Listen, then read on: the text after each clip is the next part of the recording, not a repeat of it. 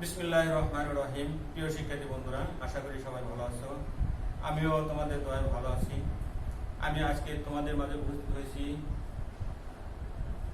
কিছু আলোচনার জন্য। আলোচনার বিষয় হচ্ছে কৃষি শিক্ষা বইয়ের সপ্তম শ্রেণীর কৃষি শিক্ষা বইয়ের প্রথম অধ্যায় প্রথম পাঠ 5 ও 6। আমাদের আজকে আলোচনার মধ্যে রয়েছে বাংলাদেশের কৃষি বৈচিত্র্য, মাঠ ফসলের বৈচিত্র্য, প্রধান ফসলের বৈচিত্র্য। এই বিষয়গুলো আলোচনার পূর্বে আমি ইতিপূর্বে অর্থাৎ গতকাল তোমাদের ক্লাস নিয়েছিলাম মানুষের মৌলিক চাহিদা নিয়ে। মৌলিক চাহিদা তোমরা বাসায় ভালোভাবে পড়বে। আমি যে আলোচনা করেছিলাম সে আলোচনা অনেক সুন্দরভাবে আলোচনা করেছিলাম। এখন তোমরা যদি পাঠ্য বই দেখো তাহলে তোমরা আরো ভালো বুঝবে। আজকে আমি প্রথমে এই বাংলাদেশের কৃষির বৈচিত্র্য নিয়ে আলোচনা করব। এখানে কৃষির বৈচিত্র্য, বৈচিত্র্য শব্দের অর্থ নানান ধরনের, অর্থাৎ কৃষকরা কি কি ধরনের ফসল উৎপাদন করে সেই বিষয় নিয়ে আলোচনা করব। এই বৈচিত্র্য শব্দের অর্থই হলো নানা রূপ বা নানান ধরনের। বাংলাদেশের উদ্ভিদ ও প্রাণী বৈচিত্র্য। উদ্ভিদ বলতে বোঝায় আমাদের আশেপাশে যত গাছগাছালি আছে সেইগুলো উদ্ভিদ। তারপর বলছে প্রাণী বৈচিত্র্য। প্রাণী বলতে আমাদের অর্থাৎ কৃষকরা গরু, ছাগল, হাঁস, মুরগি ইত্যাদি প্রাণী লালন পালন করে। এইগুলো হলো প্রাণীর বৈচিত্র্য। এদেশের বিভিন্ন শস্য, ফুল, ফল, শাক, সবজি, নির্মাণ সামগ্রী ইত্যাদি উৎপাদন করে থাকে। অপরদিকে পশু, পাখি, মৎস্য বৈচিত্র্য আমাদের দেশে পিছিয়ে নেই। ফলে মাছ, মাংস, দুধ, ডিম ইত্যাদি প্রাণীজ পণ্যের প্রচুর উৎপাদিত হয়। এবার হলো মাঠ ফসলের বৈচিত্র্য। এই বৈচিত্র্য শব্দ অর্থ নানা ধরনের। খোলা মাঠে যে সকল ফসল উৎপাদন করা হয় এদেরকে সাধারণত মাঠ ফসল বলা হয়। যেমন ধান, গম, পাট, আখ, শাক সবজি, বিভিন্ন রকম ডাল ইত্যাদি মাঠ ফসলের উদাহরণ। বাংলাদেশের একটি অন্যতম পাট উৎপাদনকারী দেশ। অতীতে এই পাটকে সোনালী আট বলা হতো। পাট বিদেশি রপ্তানি করে প্রচুর বৈদেশিক মুদ্রা অর্থাৎ অর্থ উপার্জন করা হয়। এই জন্য পাটকে সোনালী হাঁস বলা হয়। বর্তমানে আবার পাট উৎপাদনের ক্ষেত্রে বৃদ্ধি পাচ্ছে। আশা করা যায় অল্প সময় পাট আমাদের জাতীয় উৎপাদন অর্থনৈতিক সমৃদ্ধিতে সম্মানজনক স্থান দখল করবে। মাঠ ফসল বৈচিত্র্যে আমাদের দেশ খুবই সমৃদ্ধ। ধানের দেশ বাংলাদেশে 50 বছর আগে প্রায় 200 জাতের ধান জন্মাত। কৃষি আধুনিক কালে হওয়ার কারণে ফসল বৈচিত্র্য কমতে পারে। সামাজিক রাজনৈতিক কারণেও ফসল বৈচিত্র্য কমার উদাহরণ আমাদের দেশে আছে। যেমন উচ্চ ফলনশীল জাতের চাষাবাদ করতে গিয়ে অনেক জাতের ধান হারিয়ে গেছে। বাংলাদেশের মাত্র 100 বছর আগেও নানা জাতের কার্বাস তুলা জন্মাত। শুকনো এক প্রকার কার্বাস তুলা দেশে জন্মাত, যা দিয়ে বিশ্ববিখ্যাত মসলিন কাপড় উৎপাদন করা যেত। এই তুলা জাতটি সম্ভবত পৃথিবী থেকে বিলুপ্ত হয়ে গেছে। যদিও বিভিন্ন প্রকার তুলা উৎপাদন আমাদের দেশে আবার বেড়ে চলেছে। প্রতি বছর পৃথিবীর বিভিন্ন দেশ থেকে নানা সূত্রে নতুন নতুন উদ্ভিদ তথা ফুল, ফল সবজি এ দেশে আছে। এসব নতুন গাছপালা আমাদের মাঠ ফসলের সাথে সাথে প্রধান ফসল ও সামাজিক বন বৃক্ষ বৈচিত্র্য বাড়ছে। প্রিয় শিক্ষার্থী বন্ধুরা, এখানে প্রশ্ন থাকতে পারে মাঠ ফসল কাকে বলা হয়। আমি যে আলোচনা করছি সে আলোচনার মধ্যে প্রশ্ন উত্তর আছে, তোমরা বাড়িতে পাঠ্য বই দেখবে আর সুন্দরভাবে পারবে। এবার প্রধান ফসলের বৈচিত্র্য। প্রধান ফসলের বৈচিত্র্য, এটা একটা চিত্র।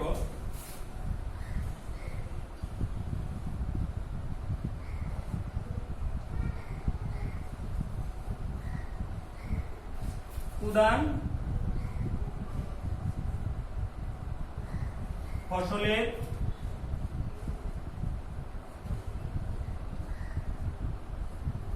বৈচিত্র্য। প্রিয় শিক্ষার্থী বন্ধুরা, আমি এখন তোমাদের সামনে এই প্রধান ফসলের বৈচিত্র্য নিয়ে আলোচনা করব। প্রথমে আলোচনা করব ফুল।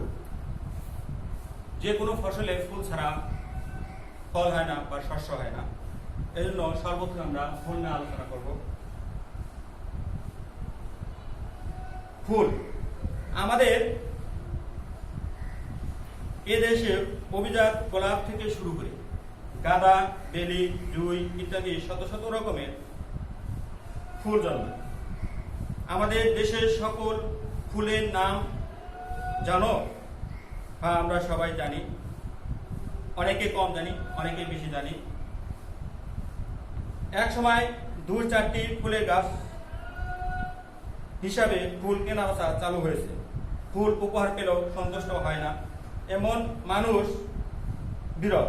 ফুল আমাদের আনন্দ দেয়,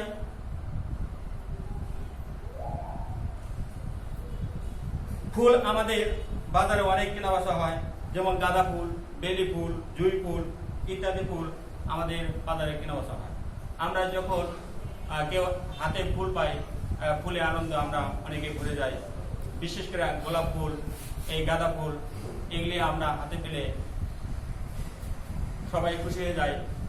ফুল চেনে না এমন কেউ নেই। আমরা পাঠ্য বই পড়লে এই ফুলের ব্যাপারে আরো বিস্তারিত জানতে পারব। এবার ফল। এই ফুল থেকেই ফল হয়। কাঁঠাল আমাদের জাতীয় ফল। এদেশে বন্যার পানি জমে না এমন উঁচু এলাকায় কত বৈচিত্র্য ধরনের কাঁঠাল জন্মায় তা হিসাব এখনো করা হয়নি। কাঁঠালের পরে জনপ্রিয় ফল হচ্ছে আম, আনারস। এ সকল ফল আমাদের দেশে প্রচুর উৎপাদিত হয়। কমলা, কলা, কুল অর্থাৎ বরই, বৈচিত্র্য চোখে পড়ার মতো কলা ও পেঁপে সারা বছর পাওয়া যায়। বেশিরভাগ ফল মৌসুমী। এছাড়া আমাদের দেশে নানা ধরনের স্বাদ ও গন্ধের লেবু চাষ হয়। সম্প্রতি আমাদের দেশে বিদেশি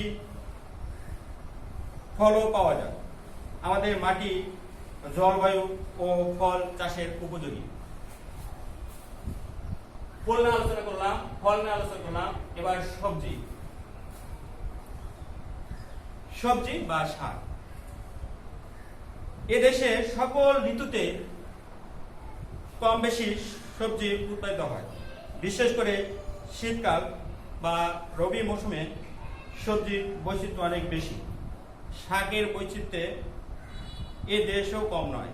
শীতকালীন সবজির মধ্যে ফুলকপি, বাঁধাকপি, টমেটো, গোল আলু, লাউ, ওলকপি, মূলা ইত্যাদি পাওয়া যায়।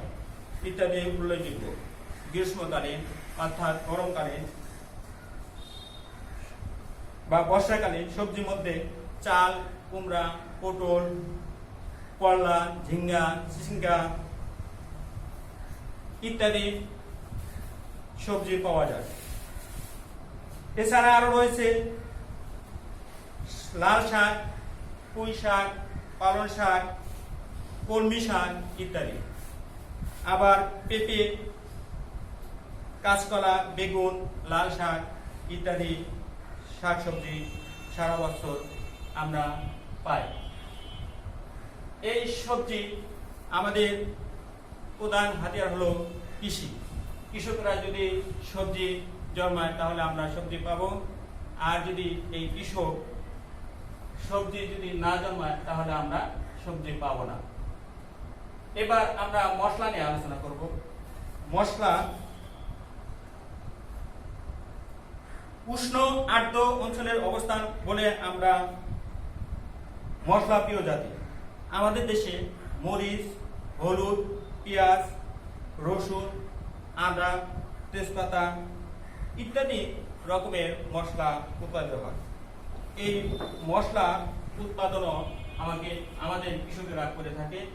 তাহলে বোঝা যাচ্ছে এই মশলা পেতে হলে আমাদের কৃষকের উপর নির্ভরশীল হতে হয়। এবার জ্বালানি। বাংলাদেশের জ্বালানির যোগদানও কৃষিক্ষেত্রে থেকে কৃষি থেকে আসে। পাট, ধনচা, ভুট্টা ইত্যাদি থেকে আমরা জ্বালানি পাই। বিভিন্ন প্রধান ফসলের শাক, গাছ শুকিয়ে জ্বালানি হিসেবে ব্যবহার করা যায়। তুষ একটি ভালো জ্বালানি।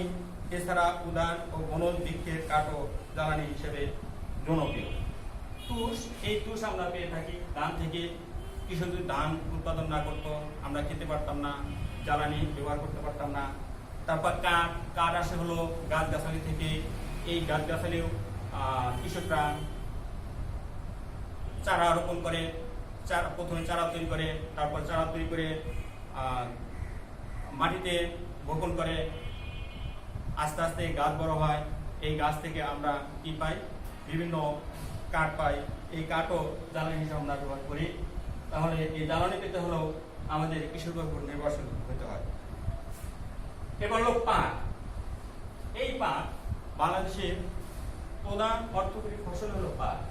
এই পাট থেকে কৃষকেরা অনেক অর্থ উপার্জন করে। এই পাট বিদেশে রপ্তানি করে অনেক অর্থ উপার্জন করে। এই পাটকে সোনালী হাঁসও বলা হয়, কারণ হলো পাট বিদেশে রপ্তানি করে বহু অর্থ উপার্জন করে, এই জন্য পাটকে সোনালী হাঁস বলা হয়। এবার হলো ধান। এই ধান আমাদের বাংলাদেশে প্রায় 200 জাতের ধান কৃষকরা ফলায়। এই ধান যদি কৃষক না ফলাতো তাহলে আমরা ধান পেতাম না, আর ধান না পেলে চাল পেতাম না, চাউল না পেলে আমরা খেতে পারতাম না। তাহলে আমাদের এই চাউল পেতে হলে কৃষকের উপর আমাদের নির্ভরশীল হতে হয়। কৃষক না থাকলে আমরা চাউল পেতাম না। এবার গম। এই গমও আমাদের বাংলাদেশে অনেক গম কৃষকরা ফলায়। এই গম না থাকলে আমরা রুটি খেতে পারতাম না। আঞ্চলিক ভাষায় পিঠা বলে, আর বই ভাষায় রুটি বলে। এই রুটি আমরা খেতে পারতাম না। চামড়া। এই চামড়া থেকে অনেক কিছু হয়। চামড়া থেকে আমাদের প্যান্টের বেল হয়, জুতো হয়, মানি ব্যাগ হয়। এই চামড়া কোথায় থেকে আসে? বিভিন্ন প্রাণী থেকে। গরু, ছাগল, মহিষ, ভেড়া ইত্যাদি প্রাণী থেকে আমরা এই চামড়া পাই। এই প্রাণীগুলো কৃষকরাই লালন পালন করে। তারা অনেক ছোট ছোট গরু, ছাগল, এই ভেড়া, মহিষ ছোট থেকে অনেক বড় বানিয়ে তারা কি করে? এই চামড়া গরু বিক্রি করে জবাই করার পর আমরা এই চামড়া পাই। এই চামড়া থেকে অনেক কিছু হয়, অনেক কিছু তৈরি হয়। যেমন তৈরি হয় আমরা যে প্যান্ট করি, প্যান্টের বেল, তারপর জুতা, আরো অনেক কিছু তৈরি হয়। তাহলে বোঝা যাচ্ছে এই চামড়া পেতে হলেও আমরা কৃষকের উপর নির্ভরশীল হব। প্রিয় শিক্ষার্থী বন্ধুরা, আমি এখানে প্রশ্নবোধক চিহ্ন দিয়ে রাখছি। এই চিত্রে প্রশ্নবোধক চিহ্ন দিয়ে রাখছি। আমার প্রশ্ন হলো, এই প্রশ্নবোধক চিহ্ন এখানে কি হবে? এখানে তোমাদের উত্তর বলে দিচ্ছি, কৃষক। অর্থাৎ এই কৃষক না থাকলে আমরা এই প্রধান ফসলের যে চিত্র এঁকেছি, এই সকল কিছু আসে হলো মানে কৃষক থেকে। এই কৃষক থেকে আমরা এই সকল যা কিছু এঁকেছি, যে ফুল, ফল, সবজি, মশলা, জ্বালানি, পাট, ধান, গম, চামড়া, এই সব কিছুই আমরা কৃষক থেকে পাই। এই জন্য এই প্রশ্নবোধক চিহ্ন এখানে হবে হলো কৃষক। প্রিয় শিক্ষার্থী বন্ধুরা, আবার আমি বলে দিচ্ছি, এই চিত্রে এখানে খালি জায়গা আছে, আমি প্রশ্নবোধক চিহ্ন দিয়ে রাখছি। এই প্রশ্নবোধক চিহ্ন এখানে কি হবে? এখানে কৃষক হবে। কারণ হলো এই কৃষকের উপরে আমরা নির্ভরশীল। এই যতগুলো মানে চিত্রে এই যে ধান বলো, পাট বলো, সবজি বলো, যা এঁকেছি, এগুলি সবই আমরা কৃষক থেকে পাই। এখন আমি তোমাদের বাড়ির কাজ দেব। বাড়ির কাজ হলো 1 নম্বরে আমি পাট নিয়ে আলোচনা করছিলাম। পাট, এই পাটের মধ্যে উত্তর আছে। পাটকে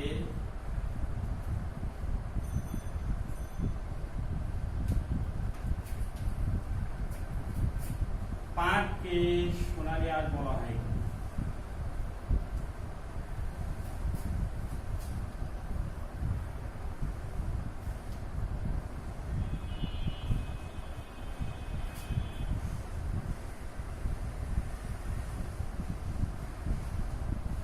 পাটকে সোনালী আঁশ বলা হয় কেন? এবার 2 নম্বর প্রশ্ন হলো, মাঠ ফসল কাকে বলা হয়? মাঠ ফসল কাকে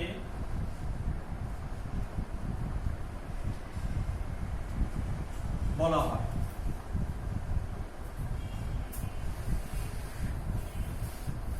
3 নম্বর প্রশ্ন হলো, আমি যে চিত্র এঁকেছিলাম, প্রশ্নবোধক চিহ্ন দিয়েছিলাম, চিত্রে এই চিহ্নকে কি বোঝানো হয়েছে? কি বোঝানো হয়েছে? বিস্তারিত লেখে।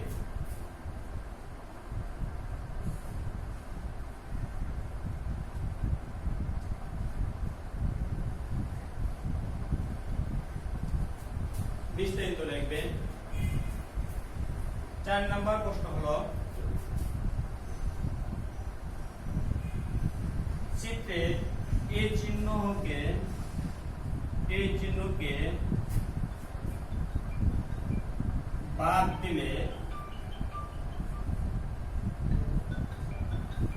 আধুনিক সভ্যতা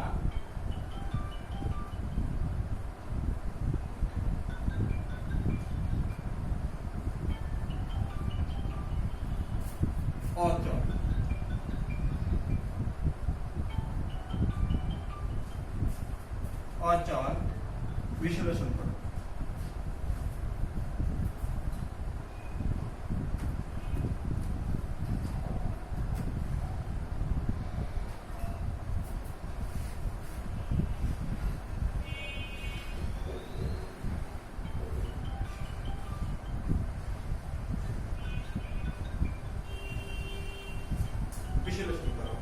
প্রিয় শিক্ষার্থী বন্ধুরা, আজকে আমি যে আলোচনা করছি সে আলোচনা খুবই গুরুত্বপূর্ণ। যে প্রশ্নগুলো দিচ্ছি সে আলোচনার মধ্যেই আছে, এর বাহিরে আমি প্রশ্ন দেইনি। এই প্রশ্ন যেরকম 1, 2, 3, 4 দিচ্ছি, অর্থাৎ আমাদের প্রশ্ন থাকে সৃজনশীল প্রশ্ন, যেমন ক, খ, গ, ঘ থাকে, কিন্তু আমি নাম্বার দিয়ে দিচ্ছি, এতে সমস্যা নেই। তোমরা মনে করবে 1 নম্বর ক, 2 নম্বর খ, 3 নম্বর ক, 4 নম্বর ঘ। আমি প্রথম প্রশ্ন দিয়েছিলাম, প্রথম প্রশ্ন হলো পাটকে সোনালী বলা হয় কেন? 2 নম্বর প্রশ্ন হলো মাঠ ফসল কাকে বলা হয়?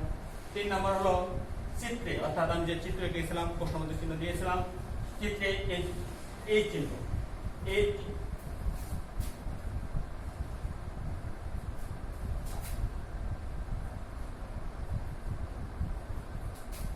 চিত্রে এই চিহ্নকে কি বোঝানো হয়েছে বিস্তারিত লিখবে। 4 নাম্বার অর্থাৎ ঘ নাম্বার প্রশ্ন ছিল চিত্রে এই চিহ্নকে বাদ দিলে আধুনিক সভ্যতা অচল বিশ্লেষণ করো। প্রিয় শিক্ষার্থী বন্ধুরা, আশা করি আজকে যে আলোচনা করলাম আলোচনা তোমরা সুন্দরভাবে বুঝে নিয়েছো। আরো বুঝতে যদি বাসায় বেশি বেশি করে পাঠদান করো তাহলে আরো ভালো করে বুঝবে। সবাই ভালো থাকবে, সুস্থ থাকবে, পড়ালেখার প্রতি মনোযোগী হবে, নিজে পড়বে, অন্যদেরকে পড়ার প্রতি উৎসাহিত দান করবে। সবাইকে শুভেচ্ছা জানিয়ে আজকের মতো এখানে ক্লাস শেষ করছি। আল্লাহ হাফেজ।